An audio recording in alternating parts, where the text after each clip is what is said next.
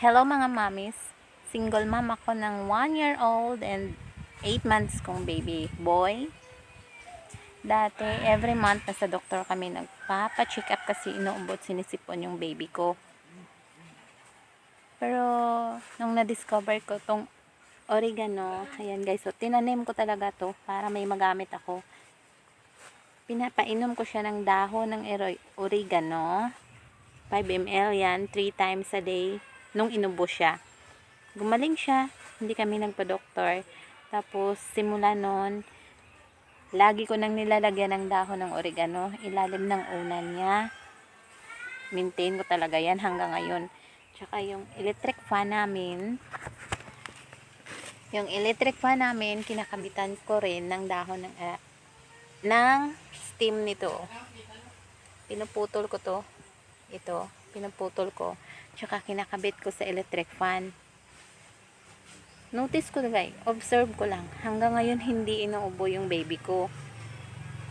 Minsan, one time na yata yun, nung isang buwan. Inubo siya pero pinainom ko lang ng dahon ito. Pinainom ko lang, nawala yung ubo niya. Tapos maintain ko lang talaga, dahon ng oregano nilalagay ko, dahon nito nilalagay ko sa ilalim ng unan niya. Tapos naglalagay pa din ako sa electric fan namin. Kinakabit ko to. Ayan oh. Nagtanim ako niyan talaga. Ayan, mataba siya oh. Tingnan niyo.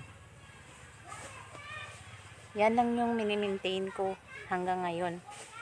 Tuloy-tuloy lang. Nilalagyan ko yung electric fan ng isang steam nito or 2 steam niya. Tapos yung ilalim ng una na hinihigaan ng baby ko, nilalagyan ko rin ng 5 hanggang 7 piraso ng dahon ng oregano. Hanggang ngayon okay siya, wala siyang ubo, wala din siyang sipon. Kaya nakakatipid na ako sa ngayon. Di gaya ng dati na hindi ko pa na-discover itong oregano, herbal lang. Lagi kami nasa doktor. Kaya instead na ibili ko ng gatas niya, ibibili ko ng gamot at check up ng doktor niya. Kaya kung ako sa inyo guys, try nyo rin to kasi wala namang mawawala kapag itry nyo eh, hindi ba? Kung maging okay din naman yung baby nyo sa herbal, bakit hindi nyo subukan? Ako nga sinubukan ko eh, naging okay yung baby ko kaya hindi na kami nagpa-doktor. Kaya kayo mga mami, para makatipid kayo, i-try nyo to. Kapag may ganito kayo, try nyo. Talagang effective siya.